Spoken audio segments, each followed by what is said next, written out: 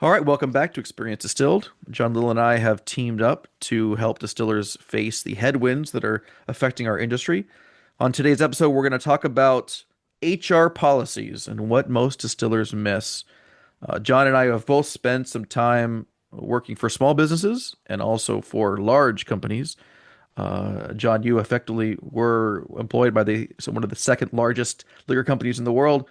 Uh, Back in my time at Buffalo Trace is certainly a large corporate environment. But yeah, what, just on the top of your head, we'll dig into it. What is the biggest HR policy from the corporate world that distillers miss? Documentation. It's a little bit like we've talked about as it relates to safety. You know, you and I talked about that many times before, and I actually had a podcast yesterday where I was on a webinar yesterday, and we were talking about that as it relates to safety.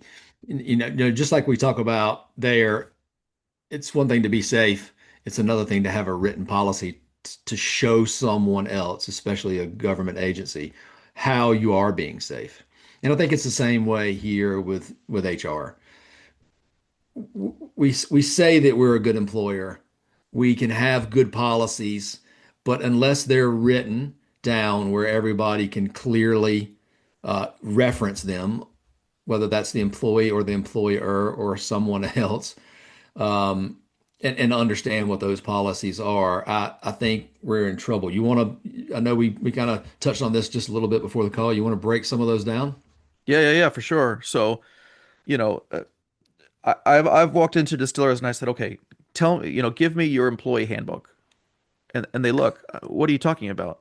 Well, your employee handbook that lists the employee policies, the progressive discipline, the attendance policy, the vacation policy, all of those things. And they're just like, I hired my brother and my best friend from college, we don't really have those things. But then all of a sudden, usually most companies don't stop at your best friend and your brother.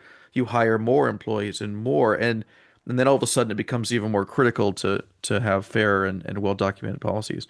Um, yeah, so attendance policy, right? It's hard to enforce an attendance policy, but it's really important to have it documented, right?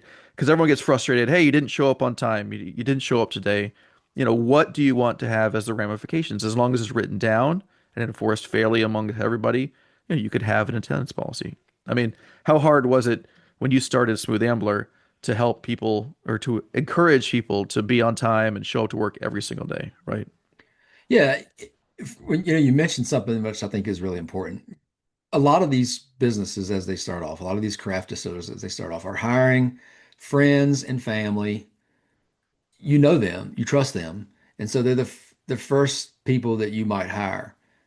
It's even more important, or certainly equally as important, to have a clear understanding of what somebody's duties are. What are their roles and responsibilities? How are you going to make sure that they are doing their job and they understand that they're doing their job if you don't clearly define the goals and objectives for each individual employee. And I think that's harder when they're your friends and family because everybody's trying to be kind to each other. And when it feels like you've got to conduct business in there, not having clarity in a written policy leads to confusion and sometimes resentment and anger. And so having that written policy is it certainly helps with that. One of the things that I saw a lot was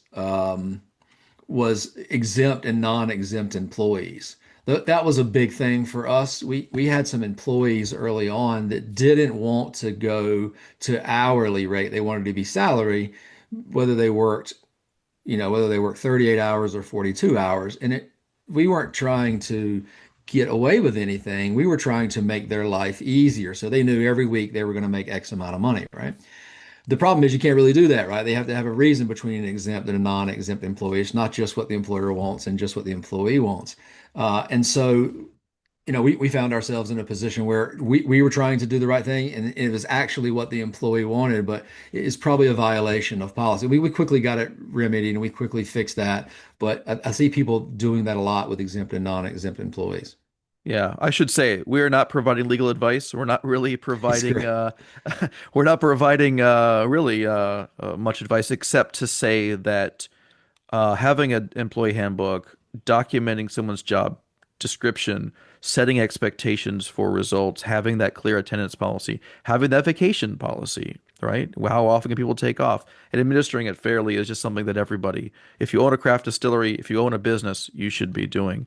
And that's some of the things that I think that people are missing out in the craft distillery space, especially as, you're hiring your wife, I when I was managing whiskey systems, my wife was our office manager, right? It's like, did you pay that bill?